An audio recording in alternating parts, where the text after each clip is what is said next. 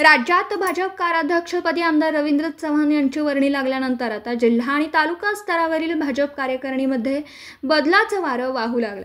मुदखेड तालुक्यात निष्ठावंत विरुद्ध उपरे यांच्या सुप्तपणे धुसफूस चालू असली तरी पाकिट बंद अहवालामुळे चमकोगिरी पुढाऱ्यांची गोची होणार असल्याची चर्चा तालुक्यात।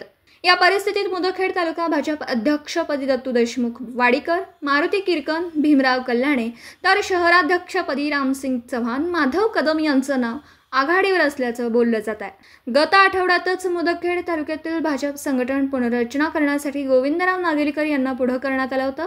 मुंबईवरून आलेल्या निरीक्षकांनी सक्रिय असलेल्या तालुक्यातील 31 सदस्यांशी चर्चा करून पाकिट बंद अहवाल तयार केला।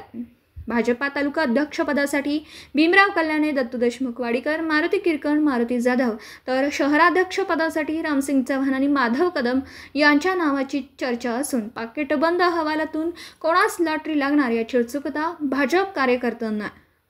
राज्यसभा खासदार अशोक चव्हाण यांचा नेमका कोणावर वरदहस्त आहे याचीही आस दरबारी मुजरा करणाऱ्या कार्यकर्त्यांना लागली। गतवर्षी खासदार अशोक चव्हाण भाजपवासी झाल्यामुळे अनेक फोटोजीवी कार्यकर्त्यांनी भाजपमध्ये प्रवेश केला।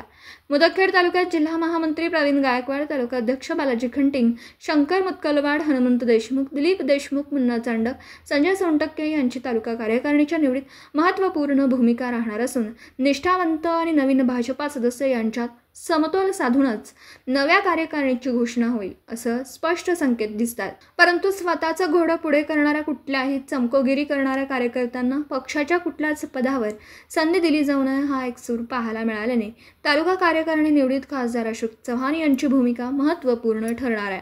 तालुका मुदखेड, जिल्हा नांदेडहून प्रतिनिधी अतिक अहमद।